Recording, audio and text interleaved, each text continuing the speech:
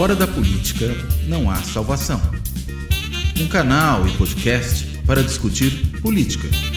Produzido por mim, o cientista político Cláudio Couto.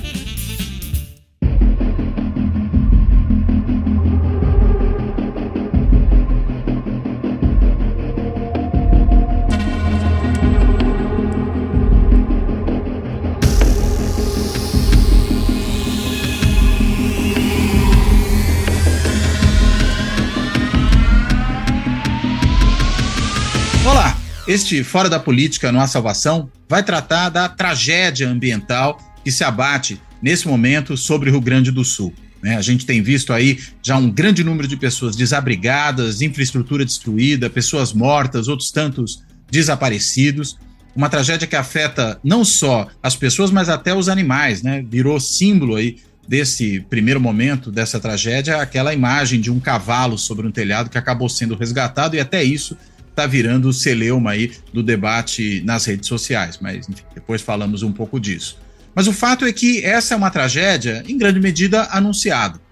Todos os problemas que têm sido apontados por vários cientistas no mundo inteiro já há bastante tempo, no que diz respeito ao aquecimento global, às mudanças climáticas, em que o aquecimento global está envolvido, apontam para a ocorrência de eventos extremos como esse.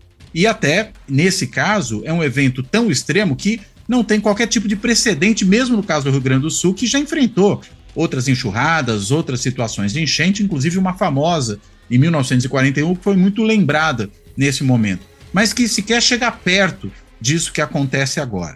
Há também toda uma discussão sobre, afinal de contas, de quem é a responsabilidade, veja, não só, claro, pelo aquecimento global e as mudanças climáticas, que aí é um problema de muito mais amplo alcance e uma responsabilidade, eu diria, intergeracional, mas também, claro, da tomada de certas medidas de precaução, de cautela, de cuidados que poderiam ter sido feitas agora e que não foram tomadas, não foram feitas essas medidas. O caso, por exemplo, da Prefeitura de Porto Alegre, que no ano 2023 gastou R$0 em obras e iniciativas ali de prevenção a enchentes, a inundações e a desastres ambientais de alguma natureza. Mesmo o governo do Rio Grande do Sul teve, no primeiro ano do mandato do governador Eduardo Leite, a aprovação de um pacote desregulamentador da política ambiental no estado, aprovada esse pacote na Assembleia Legislativa do Rio Grande do Sul. Um pacote, inclusive, que sofreu uma grande oposição dos ambientalistas, foi aprovado a toque de caixa, em 2 meses e meio aquilo foi proposto e já foi votado, e o governador sancionou logo depois, e pôs abaixo toda uma regulação ambiental importante e antiga que havia no Rio Grande do Sul, que lidava com esse tipo de questão. E a gente sabe que sempre que você tem problemas dessa natureza, há toda uma discussão que, ultrapassando o problema mais amplo das mudanças climáticas globais, do aquecimento global, você tem, por exemplo, questões da preservação de matas ciliares, de matas em encostas, enfim, uma série de temas que, sempre que há um desastre dessa natureza, acabam sendo também lembrados. E claro que uma desregulamentação, um liberou geral, como esse que foi aprovado na ALERGS, na Assembleia Legislativa do Rio Grande do Sul, isso pode ter consequências sérias e deve ser discutido agora, diferentemente, me parece, do que disse o governador Eduardo Leite, que não é hora de encontrar culpados. Mas é claro que não deixa de ser hora de também discutir responsabilidades. Quem fez, quem não fez, o que poderia ter sido feito, o que pode vir a ser feito no futuro. Acho que tudo isso é uma discussão pertinente, não faz sentido a gente pura e simplesmente abandoná-lo.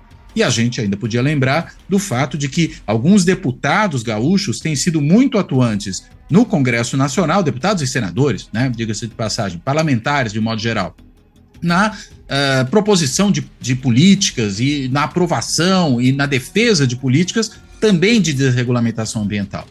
Particularmente nesse momento, 2 deputados gaúchos, o Lucas Redecker, do PSDB, que foi presidente do PSDB do Rio Grande do Sul, partido do governador, e também a Seu Moreira, do MDB, são os propositores de uma política que simplesmente libera o desmatamento em áreas que não sejam florestais. Então, isso, segundo alguns já calcularam, daria 48 milhões de hectares, equivalendo a metade do Cerrado, a 1/3 do Pampa gaúcho, ou seja, seria aí uma atuação do agronegócio, dos mineradores, seja lá de quem for, no sentido de desmatar, que produziria ainda uma piora da situação ambiental que nós vivemos no país. Enfim, acho que todos esses temas estão relacionados, a gente precisa discutir tudo isso, e essa situação que hoje vive o Rio Grande do Sul nos dá aí uma oportunidade e nos demanda, inclusive, fazer uma discussão sobre o assunto. Enfim, para discutir esse tema, eu tenho aqui dois convidados que conhecem profundamente essa questão. Uma é a Mariana Nicoletti e o outro é o André Carvalho.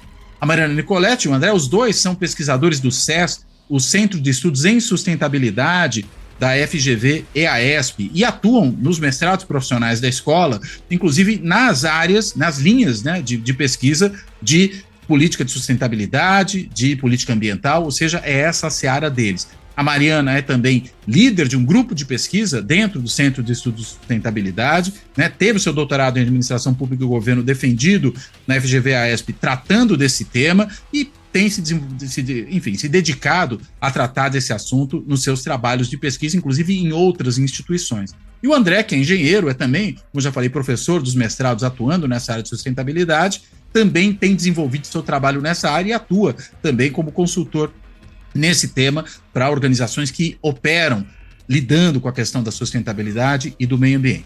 Enfim, eu não quero aqui me prolongar, não quero falar demais, eu quero simplesmente agora agradecer aos dois por terem topado essa conversa e vou começar pela Mariana aqui fazendo uma pergunta um pouco mais aberta. Mariana, o que ajuda a entender isso tudo que acontece no Rio Grande do Sul? Por favor. Obrigada, Cláudio.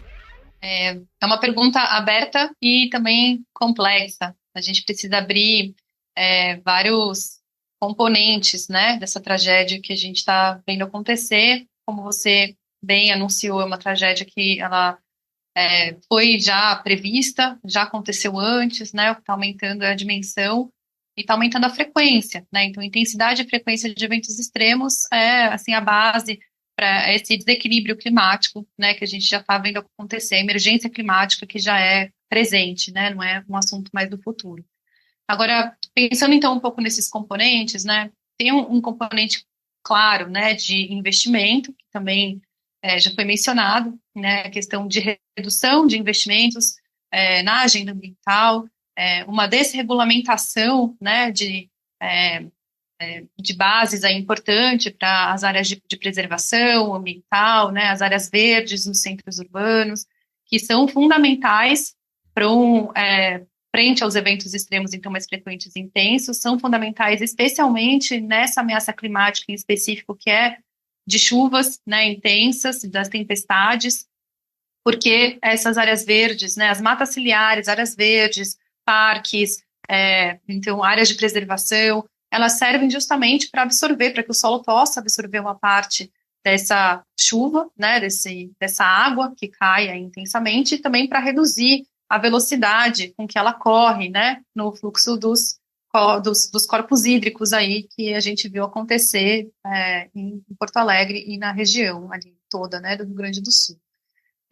Então tem um lado aí de desmantelamento de uma política pública super importante, da falta de investimento nessa agenda específica de adaptação e de gestão de risco de desastre, né? Então a gente vê aí que os recursos, os investimentos, eles vêm caindo nos últimos anos, que tanto no nível federal quanto no nível local, né, do nosso federalismo climático aí.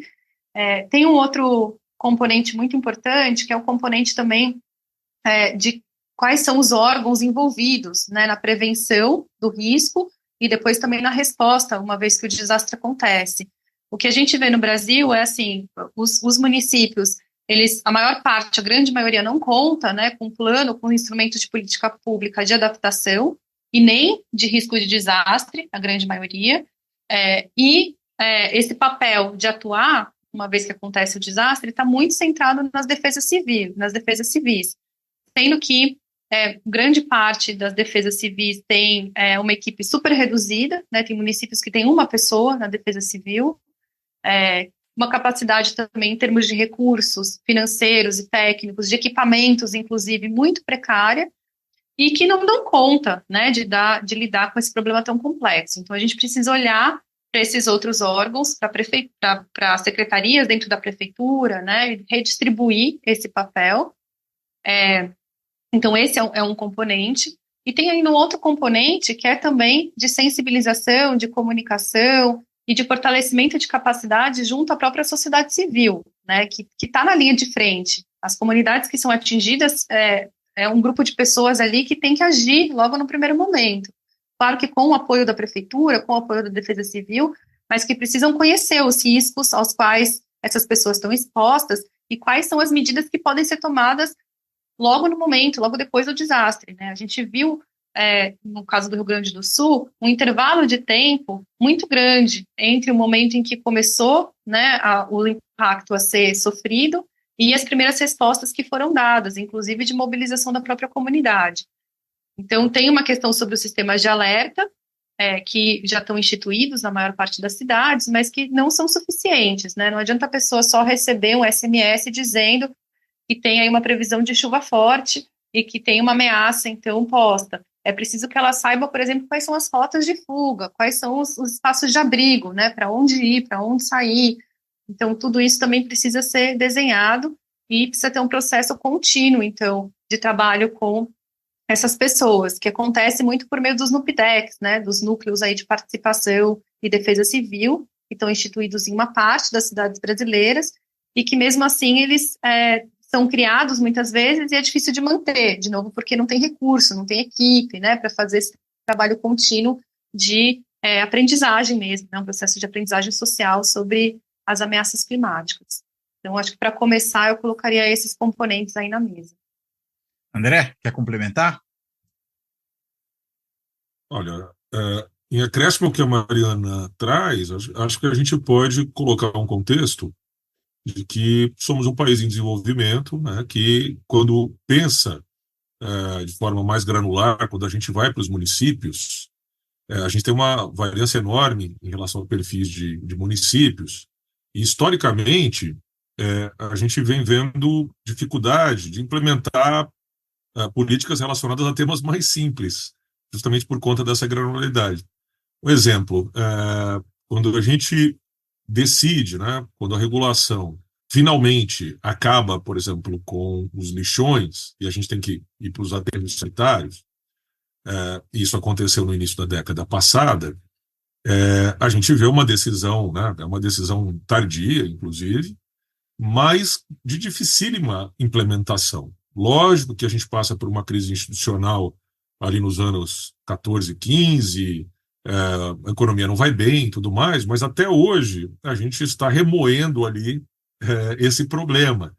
Porque quando você consegue, com uma diretriz muito clara, né, avançar em relação a um tema simples, né, extinção dos lixões e a sua substituição por aterros, a gente começa a enfrentar municípios, encontrar municípios com grande dificuldade de elaborar planos para implementação de aterros sanitários. Você começa a ter uma necessidade, por exemplo, de cooperação entre municípios, porque não é cada município com um aterro sanitário. A gente tem muitos municípios com menos de 20 mil habitantes. Então, você começa você percebe a necessidade de uma coordenação, né?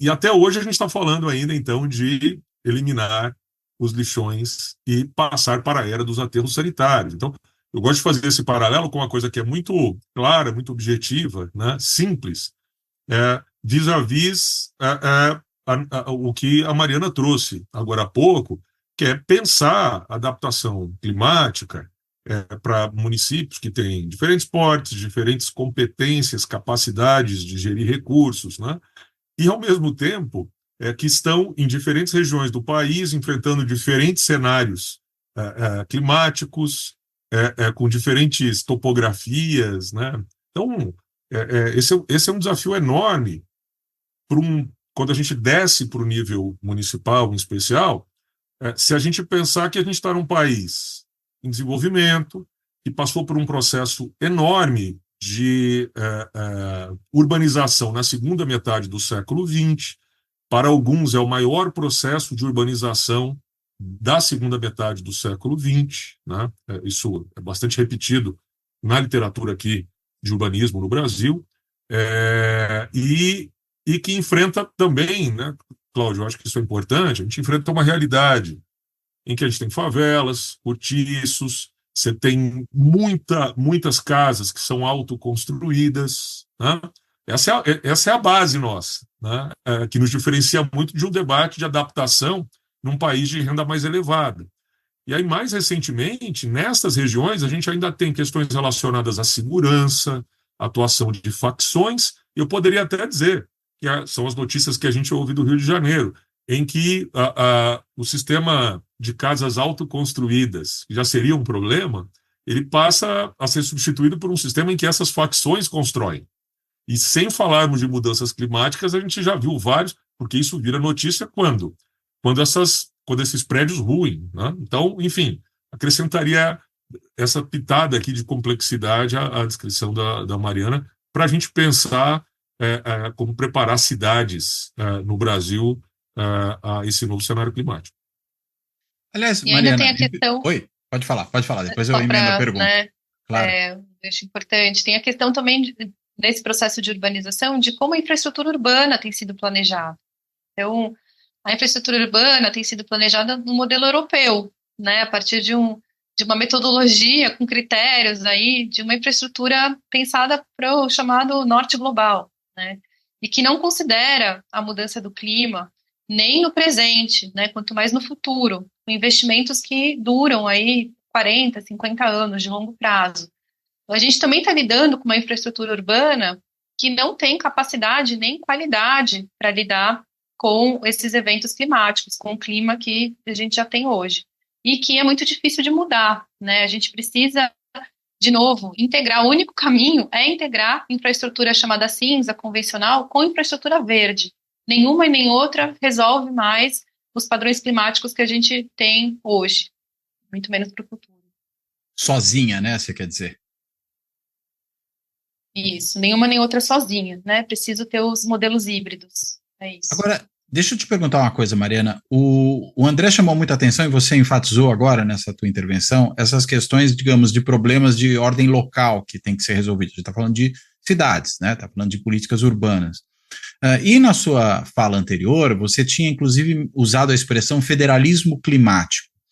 Nós vamos ter eleições municipais nesse ano, né? A gente tem toda uma discussão que evidentemente tende a se travar, acho que no Rio Grande do Sul, talvez mais que em qualquer outro lugar, sobre a responsabilidade dos atuais prefeitos naquilo que foi feito, mas a gente pode pensar em gestões municipais não só as atuais, mas ao longo de tempo, né? E também, claro, né, qual é a responsabilidade do governo estadual, o que o governo federal poderia ter feito em relação a esse tipo de tema, né? Não só o que ele está fazendo agora na emergência, mas o que poderia eventualmente ter atuado. E aí eu não falo só do executivo, até mencionei na minha abertura aqui que você tem projetos de lei defendidos por deputados do Rio Grande do Sul, e a gente está falando do Congresso, né, que está no nível federal, que tendem a gerar um liberou geral, ou seja, como é que a gente pode pensar um pouco a responsabilidade dos 3 níveis de governo ao lidar com esse tipo de questão, né? A gente tem toda uma estrutura para certas políticas públicas que está baseada em questões de ordem federativa, né? Pensando o Sistema Único de Saúde, o Sistema Único de Assistência Social, agora a gente está discutindo isso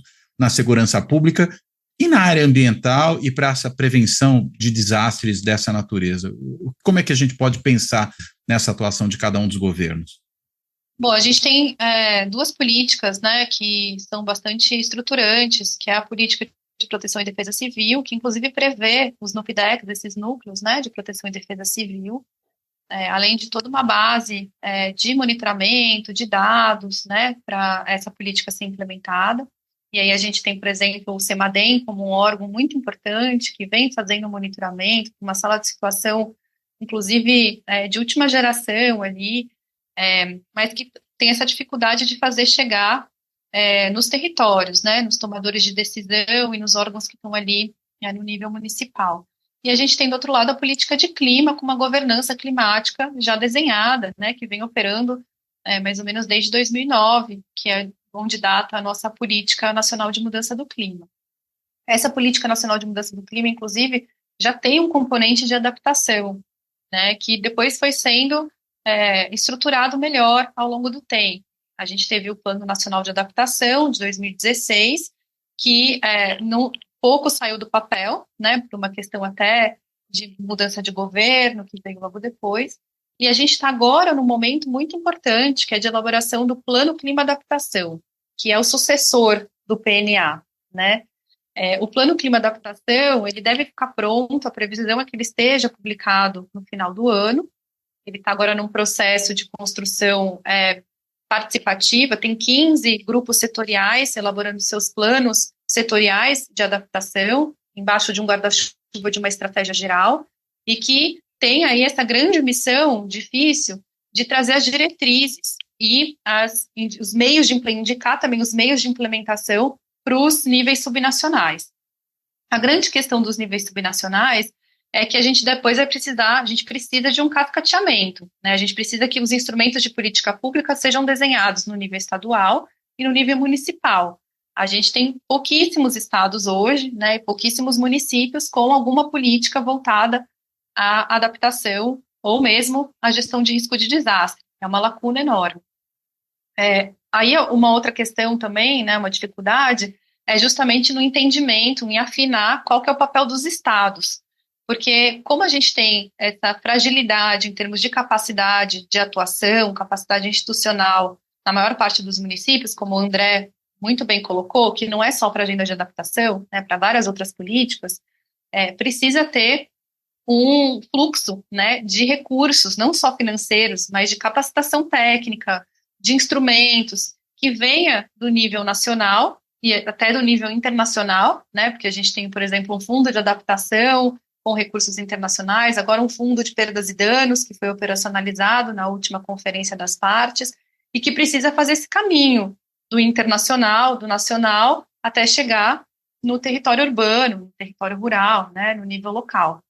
Os estados têm um papel fundamental nisso, que ainda não está claro, né? Então, mesmo as secretarias estaduais de meio ambiente, de clima, estão um pouco perdidas nisso, assim, né? Qual que é o nosso papel? No nível municipal está muito claro, porque tem um mandato ali de agir, né, de fazer a coisa acontecer, de fazer a intervenção acontecer, de fazer parceria público-privado, né, para trazer um investimento também do setor privado, mas precisa de um fluxo de fortalecimento de capacidades que venha do nível federal, passe pelo estadual e chegue no municipal. É um pouco esse arranjo que a gente precisa fazer acontecer em adaptação. De certa forma, está previsto já desde a política nacional de mudança do clima, mas que a gente não viu ainda, de fato, operacionalizada, né, ou funcionando aí de forma azeitada. Faria sentido pensar, então, em alguma coisa como um sistema único de políticas ambientais, algo desse gênero, como a gente tem nas outras áreas que eu até mencionei aqui, e até faltou mencionar, né, a educação também, de certa forma, mesmo sem ser um sistema único, também se articula, né, de uma maneira mais ou menos estruturada de cima para baixo, mas não no sentido de que as decisões vêm de cima para baixo todas elas, mas que você vai estruturando de cima para baixo, inclusive com diferentes competências, com transferência de recursos, com regulamentação. É algo nessa linha que você está pensando? Sim, seria justamente por aí, né, que vai o debate. É como fazer esse sistema único, entre aspas, né, para clima e proteção e defesa civil, então para gestão de risco de desastre, inclusive para que as peculiaridades, que são muitas, né, dos territórios brasileiros, possa ser atendido com uma equidade de recursos sendo transferidos. Essa é uma grande discussão, porque hoje a gente tem, inclusive, uma dificuldade que também não é só para a agenda de clima, mas é como os municípios que estão endividados acessam recurso, né, recurso inclusive internacional.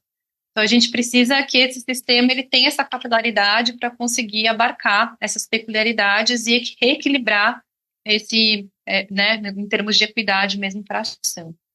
Perfeito. André, vi que você estava querendo falar aí, agora você pode completar o que você quer dizer. Vai lá. Complementando o que a Mariana coloca, Cláudio, a gente está discutindo, por exemplo, né, eu tenho ouvido bastante esse sistema único para a área de segurança pública, né? A gente não tem um para clima especificamente, mas a gente poderia, eu acho que vale voltar lá atrás, em 80, foi criado, né, 80, se não me engano, 81, foi criado o Sistema Nacional de Meio Ambiente, o SISNAMA, que foi regulado por um decreto, se eu não me engano, nos anos 90. Então, começo dos anos 80, provavelmente 81, o SISNAMA, e temos a Constituição, Constituição que tem um capítulo de meio ambiente, é importante lembrar isso. A gente se beneficia muito disso, de ter uma Constituição jovem, né? Porque o tema ambiental está ali muito presente, com gente muito capacitada no grupo de constituintes, né? Bom lembrar que o relatório Brundtland é de 87, a nossa Constituição é de 88, e temos constituintes muito preocupados, não apenas com a agenda ambiental, mas também com a questão indígena e por aí vai. E aí, em 90, a gente tem, se não me engano, o decreto que vai regular o CISNAMA. Então, formalmente, a gente tem um Sistema Nacional de Meio Ambiente que não tem dinheiro.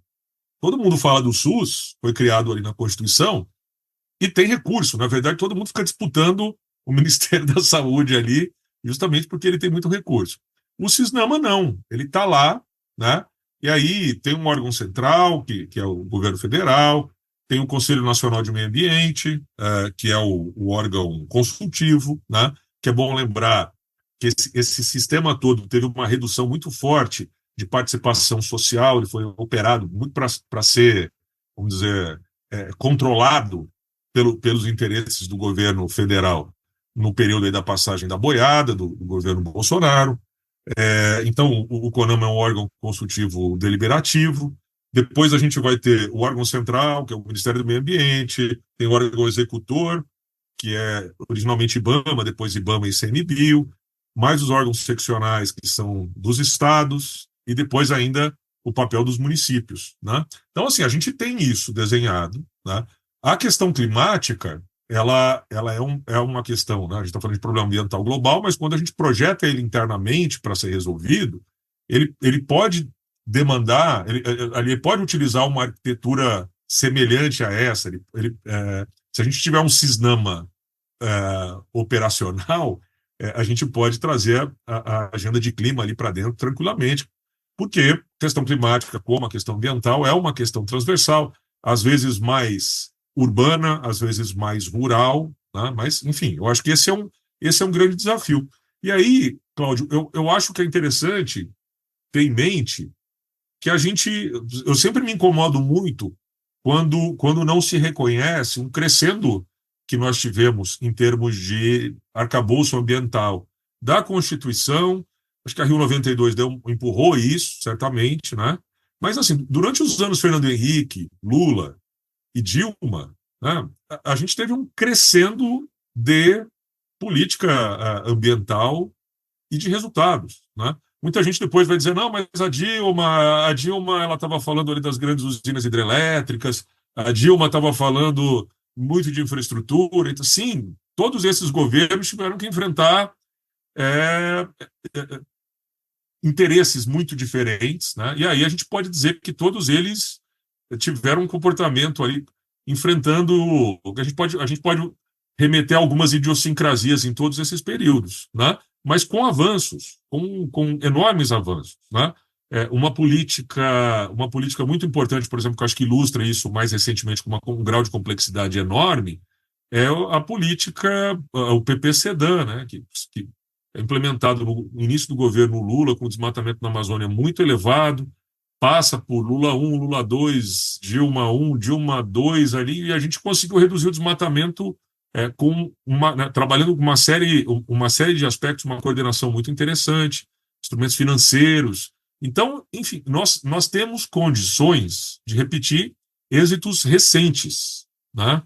Eu falei do PP-SEDAN, também do PP Cerrado e tal. Mas é isso. Ao mesmo tempo, é importante dizer que no governo, a Mariana citou o plano de adaptação que é lançado em 2016. Esse plano vai andando ali, mas assim, ele está sendo cozinhado. O governo Temer já refletia, de certa forma, um outro equilíbrio de interesses que já estava presente lá no governo Dilma, quando a Dilma tem que negociar lá, ela tem que vetar o Código Florestal, por exemplo, as mudanças do Código Florestal. Ali a bancada do agro está muito forte, mas o governo está forte também, né? Então ele consegue, de certa forma, fazer alguma frente, né? Mas no governo Temer, não. No governo Temer, o ministro Zeca Sarney é uma pessoa que merece o nosso respeito, ele participou como ministro lá do Fernando Henrique de um período importante, mas ali a gente já tem um declínio, eu não sei, Cláudio, aí a gente já tem mais ali alguns militares da reserva, uma visão de Amazônia a ser convertida e tudo mais. Enfim, há uma queda, né? Que seria assim, talvez colocaram em ponto morto e deixaram o carro descendo a ladeira. E aí a gente cai no governo Bolsonaro e é importante lembrar disso, né? Quando a gente está falando do desmonte, no caso da agenda ambiental, o Bolsonaro promete o desmonte. Ele desacredita a agenda ambiental e ele promete acabar com aquela conversa, né? Com aquela farra, né? Ele não vai falar necessariamente em relação à saúde que ele vai acabar com o SUS, mas em relação à agenda ambiental, essa é uma pauta dele.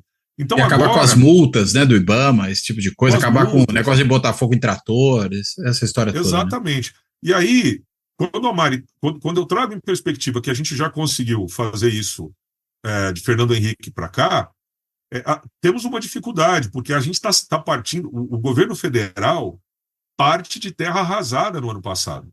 Então, a retomada do plano de adaptação, por exemplo, a gente tem uma cópia, COP 30 logo aí à frente, né?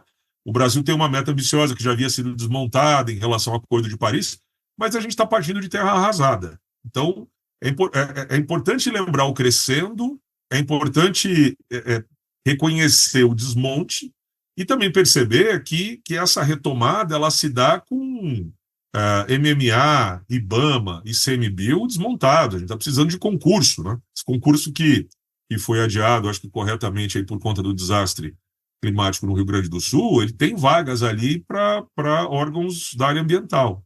Então, enfim, temos que reconstruir. Eu não acho que é reconstruir o que tinha, né? A gente está falando de partir de um outro momento com um outro Congresso, né, Cláudio? Porque se historicamente o Congresso ali na Câmara, a gente sempre tinha ali um trabalho muito forte da bancada ruralista, buscando passar projetos muito ruins, na verdade, não apenas em relação ao clima, em relação a outros temas. Nesse momento, isso está acontecendo e projetos estão sendo aprovados rapidamente, passando por comissões rapidamente, subindo para o Senado. Nesse momento aqui, a gente tem um projeto que foi aprovado e subiu para o Senado, aprovado em comissão, que é um projeto que permite que áreas que não são florestais sejam reconhecidas como áreas convertidas. Né? Então, eu estou falando do Pampa, eu estou falando de áreas do Pantanal. Uhum. Esse projeto foi aprovado na semana anterior ao desastre climático no Rio Grande do Sul e está subindo para o Senado. É esse que eu mencionei, né? Do Lucas Redecker e do Alceu Moreira, né? Que foi aprovado na Comissão de Agricultura. Exatamente. Um era relator e o outro presidente, e uma vez aprovado, já subiria para o Senado. Perfeito, é isso aí. Agora, enfim, você falou dos... Não, desculpa, vai lá. Não, siga. Enfim, esse é o cenário. Esse é o cenário, fechei. Não, eu ia te perguntar o seguinte, né? Eu fiz aquele questionamento para a Mariana a respeito do SUS do meio ambiente, né? Ou das políticas públicas de meio ambiente. E você falou do Cisnama, né? Que é bem mais antigo, né? Quando você colocou ali que ele vem dos anos 80, o próprio SUS, na Constituição de 88, quando foi criado, foi uma grande novidade do ponto de vista do desenho institucional, né? Se inspirou no National Health System que existe na Inglaterra, né? Para ser algo parecido aqui num país que não é unitário como o Reino Unido, mas que é um país federativo, então com suas características, depois virou benchmark para outros sistemas que foram sendo criados depois. Agora, aqui você está falando de um sistema que é anterior. A minha dúvida é, o problema dele é só falta de dinheiro ou tem também uma questão de desenho institucional do sistema, que também precisaria de algum tipo de adornamento, aí vamos dizer, para ficar mais adaptado a essas novas circunstâncias? Cláudio, eu entendo que por abarcar governo federal, governo estadual, governos municipais, envolver órgãos já bastante maduros, né? Eu já considero o ICMBio um órgão maduro, embora criado ainda na gestão da Marina, né? Governo Lula I. Eu entendo que ali a gente já tem um desenho apto a tratar a questão ambiental numa esfera do federalismo, né? Considerada, com crescente participação social. A gente tem outros, por exemplo, os comitês de bacia, Agência Nacional de Águas, nós temos um desenho interessante com várias organizações. Eu não acho, Cláudio, que é só falta de dinheiro, inclusive porque acho difícil afirmar isso, porque como ele nunca teve dinheiro, eu nem posso dizer que, assim, quando ele teve dinheiro, ele funcionou, né? Mas ele tem criado, ainda na ditadura militar, isso é importante lembrar, a gente tem essas idiosincrasias, né, Cláudio? O Código de Água de 35 é Getúlio. Tem o golpe de 64, em 65 o Código Florestal aparece, substituindo o Código de Águas, com um discurso espetacular do então ministro da Agricultura do governo militar, chamando a atenção que se a gente não conservasse, as nossas cidades pereceriam, a agricultura seria impactada, faltaria água nas cidades e por aí vai. Era melhor do que os novos ministros do governo militar que a gente teve mais recentemente, né? Certamente, certamente. E aí depois, por exemplo, o caso de Cubatão, nos anos 70 e 80, faz o governo militar trazer essa resposta, né? De forma semelhante ao que aconteceu com aquela epidemia de meningite, que vai criar o programa de vacinação, né? O que a gente tem com Cubatão também, a repercussão internacional de Cubatão, é um dos vetores para que o governo militar tenha que dar uma resposta no campo ambiental, né? São Paulo vai criar a CETESB, o Montoro é o governador na época, mas tem uma resposta estadual, desculpa, tem uma resposta federal. Então, eu não tenho condições de defender, assim, que o Cisnama funcionaria bem se tivesse dinheiro, porque talvez, Cláudio, ele seja aquele motor muito bom, né, lá dos anos 80, que nunca rodou com combustível, ele sempre rodou em condições que não são as adequadas. Mas ele já é uma base para a gente construir em cima. Não necessariamente criar um sistema para clima, mas a articulação da agenda climática ela tem que ser muito mais forte, envolvendo todos os ministérios, envolvendo diferentes áreas, porque a gente não resolve a questão climática pura e simplesmente com 3, 4, 5 ministérios. Não, a gente está falando de questões urbanas, de questões rurais, a gente está falando de mitigação, que para o Brasil não é um tema dos mais complicados, quando a gente controla desmatamento, e aí a gente precisa mergulhar em agricultura, pecuária, a gente precisa mergulhar em transporte, né? Nós somos um país de dimensões continentais que transporta tudo a diesel.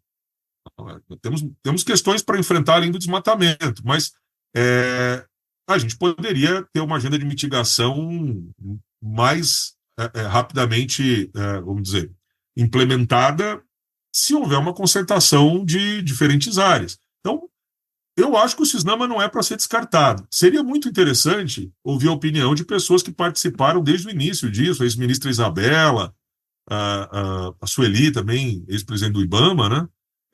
Tem muita gente que operou, que tem uma visão mais a partir da experiência prática disso, né? Que estava ali nas reuniões e tudo mais.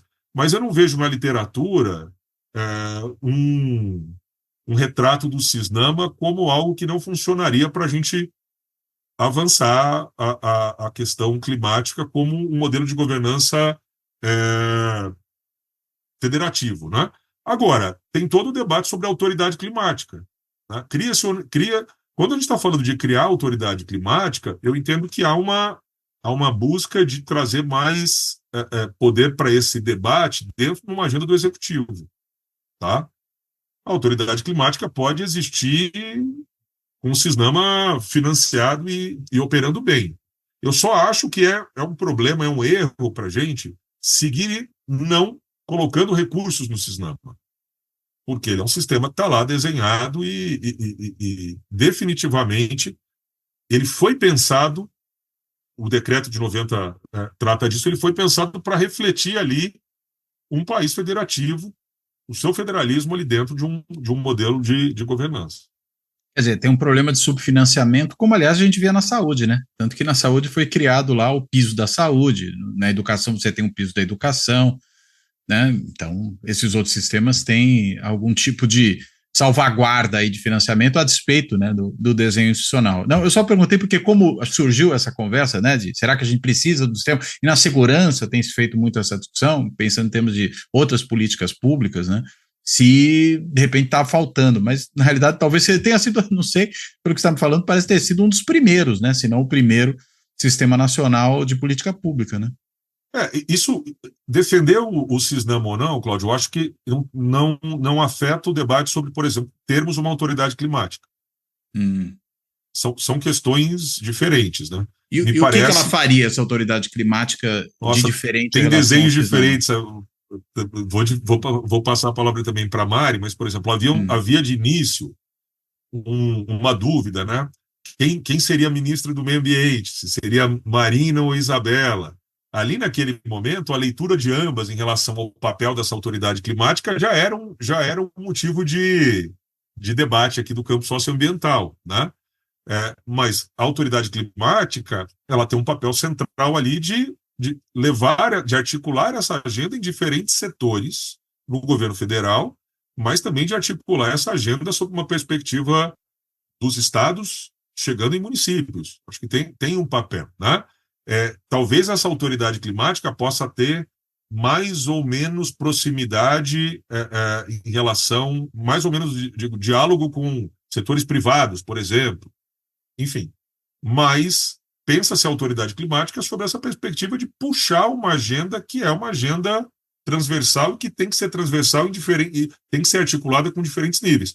Eu acho que o assunto, né, a autoridade teria que ser capaz de ter gerado o resultado que o PP Sedan teve, o PP Cerrado teve ao longo dos anos 2000 e 2010. Mas, ao mesmo tempo, ele foi pensado sem que uma autoridade tivesse sido criada. Então, dá para fazer isso sem autoridade? Dá, mas talvez seja melhor colocar autoridade. Quero ouvir a Mari sobre isso também, porque esse assunto aí não tem uma resposta única. Quer entrar na conversa, Mari? Acho que você pode complementar. Eu acho que é reforçar um ponto, né, de que a governança de clima ela não é a mesma governança necessariamente, né, ambiental, porque tem peculiaridades da agenda. Se puder explicar um pouquinho essa diferença, porque para quem está fora dessa área, as coisas parecem muito misturadas, né? Bom, primeiro que a gente tem, que é bem importante da gente considerar também, no nível internacional, uma governança de clima específico, né? Então, parte daí. A gente tem a Conferência das Partes de Clima, a gente tem a instância da ONU, que é a UNFCCC para clima, e tem todo um fluxo, inclusive, de recursos direcionado para a agenda climática. Então, só daí também já demanda uma estrutura interna que dialogue, né, e a gente tem isso, e esteja presente nessa instância, nessa governança internacional. Segundo, olhando, né, também internamente, a gente tem questões específicas que são técnicas, né, então o sistema climático, ele está totalmente relacionado com o sistema da biodiversidade, né, dos ecossistemas e tal, mas ele é um sistema que tem sua operação própria, né, e que, inclusive, tem uma ponte, faz uma ponte, né, tem uma inter-relação muito forte com todo o sistema e dinâmicas socioeconômicas, né, então o clima faz essa conexão muito forte, especialmente a agenda de adaptação à mudança do clima. E aí a gente tem, pensando ainda tecnicamente, toda uma base de dados climáticos que precisa ser produzido e está sendo produzido, né, o MCTI tem um papel importante nisso já.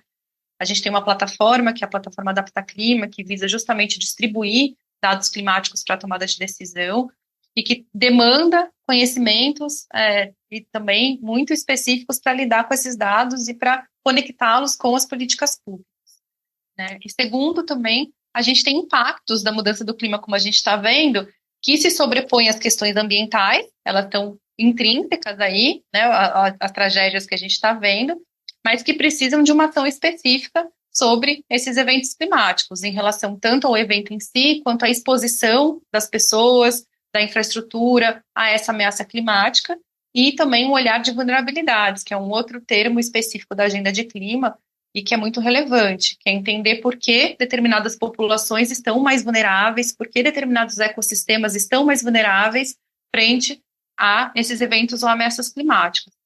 Então, assim, tem toda uma lógica, né, técnica, conceitual e de governança que é específica da agenda climática, né? A gente precisa ter relações estabelecidas com o sistema de governança ambiental, com o sistema de governança de saúde, de educação, precisa ser transversal, como o André falou. E aí, a gente está vendo isso acontecer agora nesse processo, inclusive, do Plano Clima Adaptação. Na medida que a gente tem 15 planos setoriais sendo desenhados com a liderança dos ministérios, né, puxando, o próprio Ministério do Meio Ambiente já está promovendo, de certa forma, essa lente climática. O objetivo é esse, é que depois não só o plano setorial de adaptação, por exemplo, de agricultura e pecuária, considere a mudança do clima, mas que os outros instrumentos que vão ser pensados dentro da pasta, né, que são realmente do setor, também tragam essa lente climática para pensar os investimentos futuros, para pensar ações e instrumentos aí, nesse caso de agricultura e pecuária. A mesma coisa do sistema de saúde. Então, a gente não está falando de um sistema que se sobrepõe. É claro que a gente pode usar instâncias, por exemplo, os comitês, né, de meio ambiente, que acontecem aí no nível local, os comitês de bacia, que já são participativos, são instâncias em que o clima, a discussão de clima precisa estar presente, mas isso não tira a importância da gente ter uma estrutura específica para lidar, inclusive, com essa produção de conhecimento, produção de instrumentos específicos que depois vão ser transversalizados nos outros sistemas de governança. Eu estou pensando uma discussão que surgiu nesses dias, diante da situação lá no Rio Grande do Sul, que é a história das cidades que teriam até que mudar de lugar, né, que você teria que mover populações inteiras. E isso seria um exemplo de uma política que tem mais a ver com o clima do que propriamente com o meio ambiente? É essa a ideia? Esse é um exemplo. E esse exemplo que você está trazendo, inclusive, ele é bem polêmico, né? Então, por quê? Bem polêmico. Não, eu fico imaginando, né? Mover uma população inteira de uma cidade para outro lugar deve ser fácil, não, né? Fico imaginando como é que seria algo assim. E a gente tem um histórico, né, no Brasil, de remoção de populações. Quem é que vai ser removido? Já vem acontecendo, né? Exatamente. Quem é removido para onde, né? Sob que condições também essas pessoas são removidas.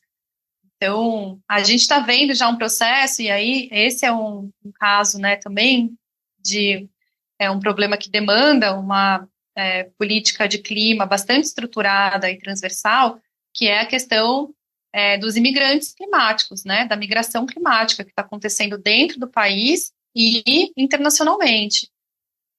Esse é um problema sério que a gente vai ver só se intensificar nos próximos anos. Então, não é uma remoção promovida pelo Estado, mas é uma migração, uma mudança, né, de lugar, às vezes de país, que está acontecendo porque essas pessoas não encontram as condições mínimas já para viver nos seus territórios devido à mudança do clima.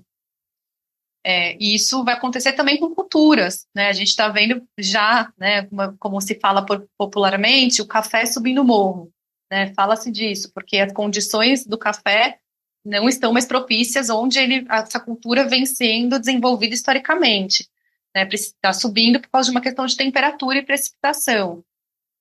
Aí também a gente precisa pensar políticas de agricultura com a lente climática, mas a gente precisa pensar uma política específica de clima, que esteja relacionada aos termos aí de desenvolvimento econômico, de investimentos. Então, são alguns exemplos. Eu até, Cláudio, só comentando aqui em cima do que a Mariana trouxe, se a gente for olhar sobre a perspectiva climática, a gente tem ganhadores e perdedores, né? O Mari traz o exemplo da cultura de café, provavelmente sobe o morro, mas a gente pode ter perdedores no Planalto Central, né, com uma temperatura mais quente, com menos chuva, né?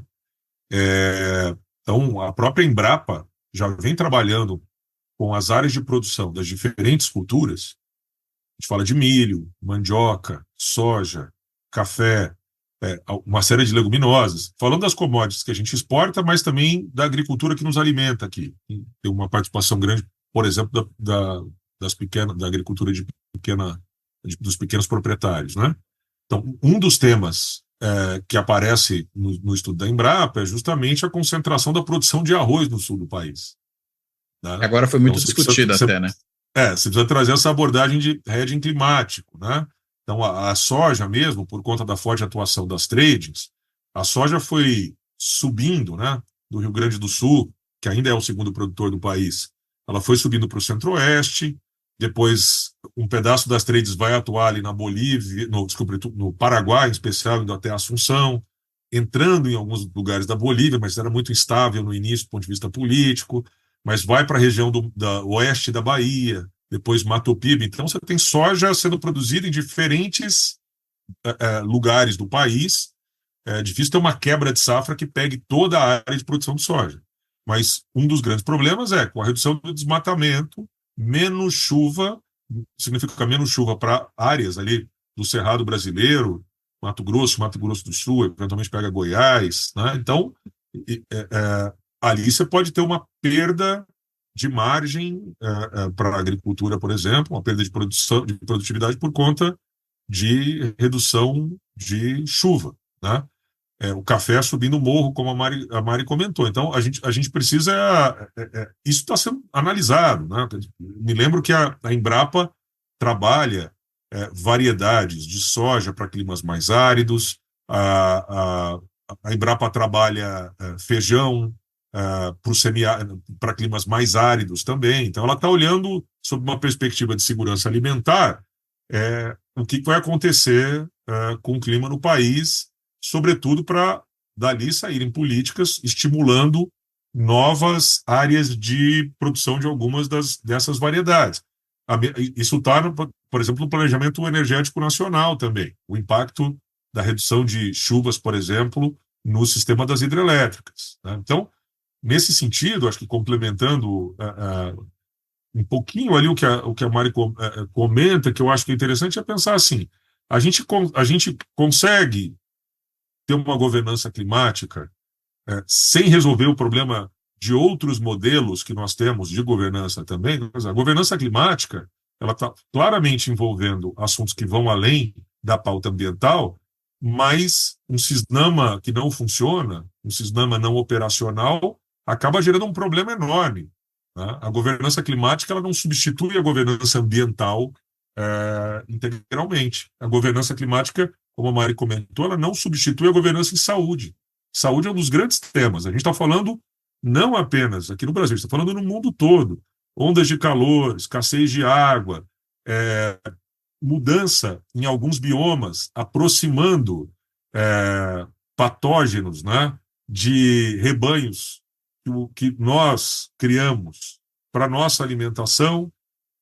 Então, isso gera um risco de novas epidemias, ou aproximando as cidades desses novos patógenos, né? Nossos rebanhos chegando perto de lugares onde há um desequilíbrio, podendo, né, e esses patógenos contaminando animais que nós criamos, ou nós, humanos, chegando próximo a essas áreas para habitar essas áreas. Então, vai falar de reassentamento de cidades, você precisa levar o aspecto de saúde também em consideração, né? Você está expondo esta população a novos riscos, né? Enfim, a governança climática, ela se beneficia de um CISNAMA que funciona, de um SUS que funciona. A questão é que o CISNAMA ele não tem recurso, né? Está sem dinheiro. Então, a gente precisa disso. Por exemplo, a agenda de biodiversidade é muito importante para o debate sobre adaptação climática. A Mari citou aqui no início, a gente precisa de uma infraestrutura que é verde, a gente precisa de soluções baseadas na natureza, por exemplo. Não é fazer piscinão. Você precisa ter áreas absorvendo água. Um exemplo assim que me vem à cabeça, o nosso prefeito aqui em São Paulo está asfaltando a cidade toda, que é ano de eleição, né? Alguém está preocupado com porosidade do solo?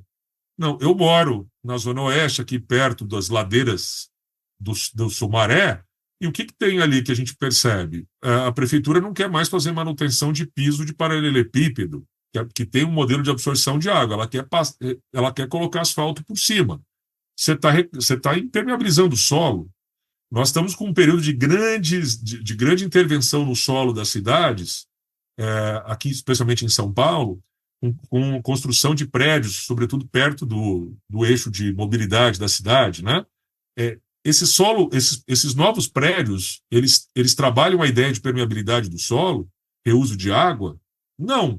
Então, o que vai acontecer? A gente vai ter novos prédios sendo criados, vertendo água para a Avenida Pompeia, para a Avenida Sumaré, quem conhece São Paulo aqui na Zona Oeste, e depois haja piscinão. Vai chover mais, o solo vai estar mais impermeabilizado, vai ter mais volume de água escorrendo, e você vai resolver o problema com piscinão.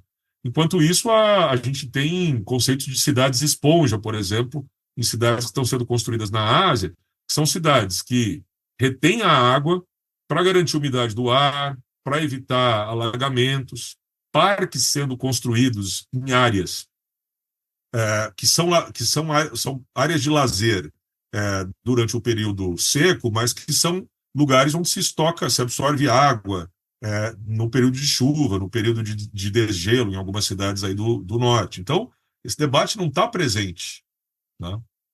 Enfim, são exemplos que reforçam a necessidade da governança climática. A gente está falando de temas específicos aí que não são contemplados necessariamente na agenda ambiental, pura e simplesmente. Isso rebate em plano diretor de cidade, que é esse exemplo que eu comentei com você aqui também agora, né? Aonde está a variável climática? Aonde que o debate sobre resiliência de cidades está no plano diretor de São Paulo? Né? Estava lá originalmente, tá? Depois das mudanças mais recentes, a gente pode dizer que não está mais. Agora, Mariana, vai lá. Não, só para dizer que tem coisas também interessantes, né, e positivas acontecendo, assim. A gente agora está vivendo essa tragédia enorme, né, no Rio Grande do Sul, então é difícil também falar de avanços, mas né, o André até ressaltou que, olhando historicamente, tem avanços importantíssimos, né, um contínuo aí de construção da agenda ambiental e da agenda climática, de fato a gente vê. E tem iniciativas importantes acontecendo agora, né, também, em termos de soluções baseadas na natureza, sendo testadas e implementadas em municípios, né. Santos tem um projeto super importante numa comunidade, historicamente também, em situação de vulnerabilidade, que é o Monte Serra. A questão é também como é que a gente escala essas experiências que dão certo, né, como é que a gente monitora os impactos e depois escala. E a gente tem programas no âmbito também federal olhando para isso, porque esse papel também de escalar ou de permitir, né, que seja replicado e escalado, está muito também, é um papel muito importante do governo federal. Então tem, por exemplo, o programa Cidades Verdes e Resilientes, que foi lançado no ano passado, que é liderado pelo Ministério do Meio Ambiente, que tem esse olhar, né, de fazer essa pulverização da infraestrutura verde e de soluções baseadas na natureza nas cidades brasileiras. Tem uma questão, claro, de financiamento, né, um grande gargalo que sempre vai aparecer. Tem um outro programa também, que é o programa Adapta Cidades, né, para adaptação, que vai apoiar 260 municípios a elaborarem as suas políticas, os seus planos de adaptação. Agora, a gente está falando de um país também com dimensões enormes, né? A gente fala de 260 municípios, é muito pouco, né? Perto da dimensão toda. Então, a grande questão também é como a gente escala, e de novo a governança climática é importante para isso, como a gente escala o que está funcionando, como a gente reconhece o que está funcionando e escala. Só para deixar essa mensagem. Agora, as políticas climáticas, pelos que vocês mostraram, elas na realidade já estão lidando com uma situação que é, enfim, um fato consumado, né? De que a gente tem mudanças em curso, elas não vão ser revertidas pelo menos no curtíssimo ou no médio, ou até no longo prazo. Então, o que a gente tem que fazer é se virar com elas, né? Estou pensando aqui tanto em questões de adaptação das cidades para lidar com isso, como essas mudanças na produção de certas culturas agrícolas que vão ter que se ajustar aos novos tempos, né? Porque simplesmente onde antes funcionava já não funciona mais. É isso, né? A gente está, digamos, não só com tragédias anunciadas, como eu mencionei no começo, lá pensando no Rio Grande do Sul, mas a gente está com um novo mundo com o qual vai ter que aprender a lidar independentemente de qualquer outra providência que mesmo possa vir a ser tomada e que seja necessário. É isso? É disso que a gente está falando? Ou estou pensando até aqui numa charge que eu li um tempo atrás, em que o sujeito virava para o outro e falava assim, né? Falava, nossa, esse é o ano mais quente da minha vida. Aí o outro falava, não, esse é o ano mais quente do resto da sua vida. Não, esse é o ano mais frio do resto da sua vida. Porque a tendência era só piorar, né? É essa a ideia? A gente está falando de um planeta que já aumentou sua temperatura média, né, em pelo menos 1,2 graus Celsius. Então, a gente já está em outro patamar de equilíbrio climático. E por isso, esse aumento dos eventos extremos, essa mudança, né, de padrões, ela realmente já é uma realidade. Então, independente de esforços de mitigação, ou além, né, dos esforços de mitigação das emissões, de reduzir as emissões, que é fundamental, a gente está falando, sim, de um novo paradigma para pensar desde a urbanização até o processo de investimento e de tecnologias aí para a agricultura, né? Para pegar 2 exemplos aí do que a gente está já discutindo. Agora, a gente ainda não ultrapassou pontos de não retorno, né? Que são aí dados pela ciência. Alguns deles a gente está muito perto, a gente está na iminência. Outros a gente ainda tem um tempinho a mais, mas está tudo muito perto. Então, assim, aquela questão de ambição e urgência na agenda de mitigação da mudança do clima, que é a gente evitar as próximas emissões, né, ela é fundamental para a gente seguir lidando com os desafios que já estão postos, mas para que esses desafios não cheguem a um patamar inimaginável, que a gente não sabe, a gente está falando de patamar em que a gente não vai nem entender mais qual que é o nosso padrão civilizatório, né, de a maior parte, por exemplo, do planeta está inabitável. Isso parece uma distopia, mas isso não é distopia, isso está nos relatórios do IPCC, no último relatório, né, está apontado. Se a gente chegar no 4 graus Celsius de aumento da temperatura média global, realmente a gente não sabe mais como é que vai ser as condições de vida para a vida humana na Terra. Então, é um pouco disso que a gente está falando, sim. Agora, hoje, onde a gente está, já nos coloca numa posição de repensar, inclusive, instrumentos, né, de política pública, de planejamento, independente do que vem pela frente. Assino embaixo o que a Mari trouxe.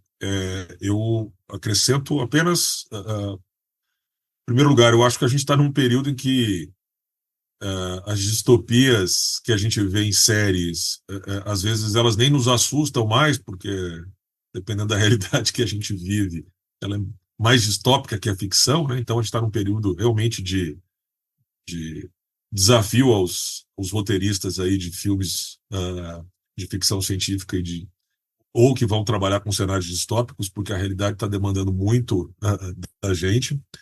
E eu acho, Cláudio, que a questão da irreversibilidade, em alguns aspectos, ela é um debate que nos serve, né? Mas, ao mesmo tempo, a dúvida em relação a essa mudança já concretizada, ou a proximidade da irreversibilidade, né, de a gente alcançar pontos de não retorno, é um debate que não interessa a um pedaço da população, né?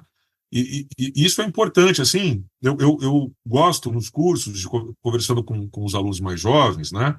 Eu gosto muito de questioná-los em relação à percepção que eles têm com a qual eles chegam em sala de aula em relação ao debate ambiental, né? A gente pode achar que o debate ambiental ele é uma espécie de luxo, né? Mas as questões ambientais, formalmente, elas estão trabalhando com problemas que estão relacionados ao nosso dia a dia. Quando a gente está falando de meio ambiente, a gente está falando do impacto do meio ambiente na economia, na maneira como nós nos organizamos como sociedade. Isso significa impacto em moradia, impacto na qualidade do ar, em água, em alimento, em energia, né? Que são temas nossos. A própria ideia do desenvolvimento sustentável, ela era criticada e segue sendo criticada ainda por uma parte dos grupos ambientalistas, por colocar em primeiro lugar a ideia do desenvolvimento humano, por ser antropocêntrica, né? E há tentativas, nesse momento, de substituir o desenvolvimento sustentável pelo regenerativo, ou o desenvolvimento sustentável pelo tema climático e tal. Formalmente, se eu estou falando de uma abordagem regenerativa, estou falando de mudança climática, eu estou falando da relação nós, sociedade, nós, economia, como nos organizamos, com o meio ambiente. É essa relação que está passando forçosamente por uma DR. O meio ambiente que está nos colocando essa DR, né? A gente pode esconder o tema ambiental ali debaixo do tapete e falar, não, eu não trabalho com questões ambientais, não, eu trabalho com questões climáticas, né? Formalmente a gente está trabalhando com essa relação, é a nossa casa, é o nosso planeta e tal. E o ambientalista visto como aquele cidadão de colete pedindo recursos para uma causa nobre ambiental, que é a visão estigmatizada que a gente tem, né, de quem trabalha com temas ambientais, ele cada vez, na prática, quem trabalha com questões ambientais está mais distante disso. Você está falando do seu dia a dia, do que você come, de onde você mora, da energia que vai suprir os seus gadgets, os seus equipamentos eletroeletrônicos. Então, esse debate, né, é o debate do cidadão, cidadã, né, do humano nesse século XXI. O conceito de antropoceno foi negado lá pelo Comitê de Geólogos, mas o antropoceno como visão de mundo, ele está posto aqui, né? Nós somos cidadãos nesse contexto. Então, é irreversível esse processo de nós termos que debater nossa relação com o meio ambiente. Tá? Pode ser, Cláudio, que alguns deputados agora, que alguns ativistas aí do campo negacionista, eles, frente às evidências ou frente à própria experiência pessoal deles nas cidades em que eles moram, eles podem até começar a falar de clima sem falar de meio ambiente. Eu não sei qual que é a estratégia que eles vão ter. Tem um grupo que segue negando, né? E aí tem um papel, por exemplo, tudo isso pode ser um castigo divino. Então, para grupos mais religiosos, isso pode ser resultado do nosso mau comportamento nos últimos anos. Então, isso é uma agenda de um ou de alguns deuses. A ciência não explica isso. Mas para nós que estamos pensando em formulação de políticas públicas, estudando esse tema, ou para as empresas que estão atuando numa economia que deve estar, de certa forma, mais resiliente a eventos climáticos, debater a relação entre economia, sociedade e meio ambiente é irreversível. Está posto. É por isso que eu fico feliz que cada vez mais jovens estão vindo trabalhar nessa área. E eles não queriam. Eles jamais imaginaram isso, mas foram trabalhar com educação, foram trabalhar com saúde, foram trabalhar com política industrial. E aí, em algum momento, falaram, não, peraí, essa variável clima está batendo aqui o tempo todo na porta, deixa eu entender o que é. Daqui a pouco eles estão trabalhando como agentes, né, de codificação do debate climático em relação à competitividade de uma indústria ou à resiliência de um sistema de saúde, à resiliência de um sistema de educação, e por aí vai. A minha fala é bem ativista, bastante ambientalista, inclusive, mas eu não temo me apresentar como ambientalista ainda, e provavelmente isso reduz a minha perspectiva de crédito no banco, não sei. Muito bom. Gente, muito obrigado pela conversa, né? Acho que tremendamente esclarecedora, mas não tranquilizadora, eu diria, porque a situação não dá para ficar tranquila. Mas, enfim, quero devolver a palavra a vocês agora, para vocês, se porventura ainda tiver um ponto que a gente não tem abordado, vocês possam trazê-lo, e também, claro, para fazer as suas considerações finais. Por favor, Mariana. Eu queria trazer um ponto que, de certa forma, também está ligado à questão de governança, que é a necessidade dessa agenda em especial de integrar também o que a gente chama de conhecimento técnico-científico com o conhecimento empírico e tradicional que a gente tem no Brasil.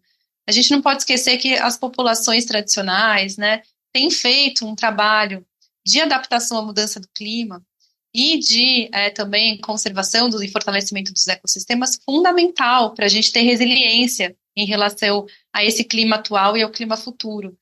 Então, essa é uma barreira que a gente vê ainda não superada, não é só no Brasil, mas no Brasil isso é muito forte, né, de um tecnicismo muito pesado na agenda de clima, de os dados climáticos são esses, né, quem entende são os especialistas e alguns tomadores de decisão, né, do setor público, e as outras, a população, a sociedade civil, especialmente os povos tradicionais, eles não têm esse cacife para entrar nessa discussão de tomada de decisão.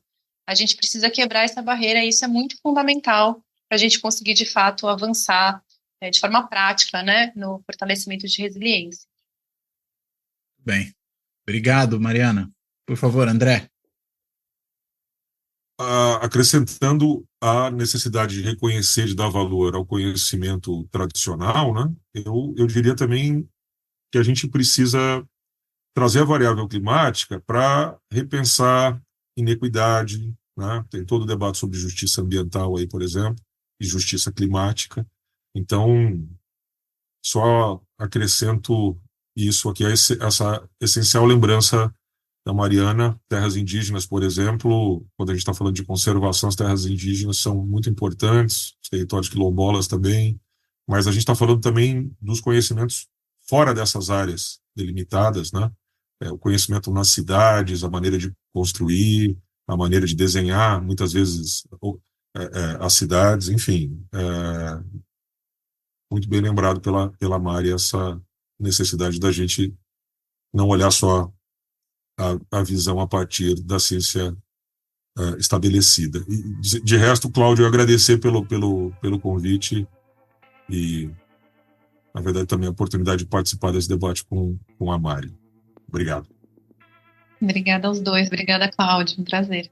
Obrigadíssimo a vocês dois também. Bem, então, além de agradecer aqui ao André e à Mariana e me despedir dos dois, eu quero, como faço sempre no encerramento também, agradecer a todas e a todos que têm seguido Fora da Política na Salvação, acompanhando seja no canal do YouTube, seja no podcast, lembrando sempre que está em 20 plataformas de áudio, e é possível com o Spotify, além de áudio, você ter o vídeo, né? E agora também tem o podcast no YouTube, então as coisas estão meio misturadas por aí.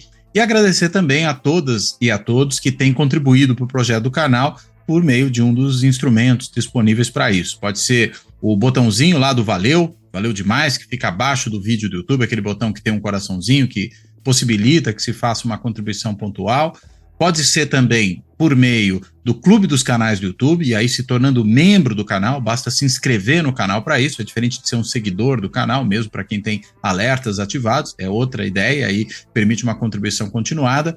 De forma similar, fazendo uma assinatura simbólica no site de financiamento coletivo benfeitoria.com, e aí é só digitar o endereço benfeitoria.com/apoio Fora da Política não há salvação. E aí chega lá e pode fazer essa contribuição no valor que achar que deve. Ou ainda, para quem optar por esse outro instrumento, o mais fácil para todo mundo, é fazer um Pix, né? E a chave Pix do canal é também o e-mail de contato, que é contato@foradapoliticanãohasalvação.info. Para quem também quiser mandar uma mensagem, contato@foradapoliticanãohasalvação.info. Bem, então, de tudo isso, eu reitero aqui meu agradecimento à Mariana, ao André, me despeço dos dois, me despeço de todo mundo. Até a próxima.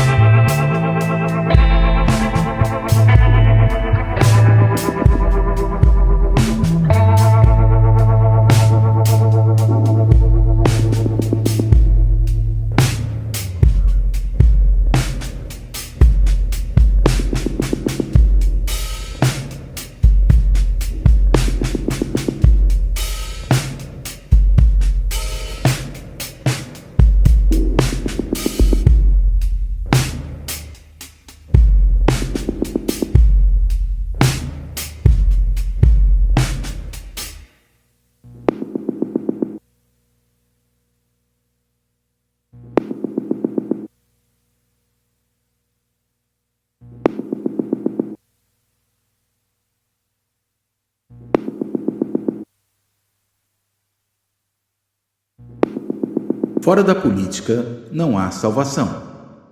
Um canal e podcast para discutir política. Produzido por mim, o cientista político Cláudio Couto.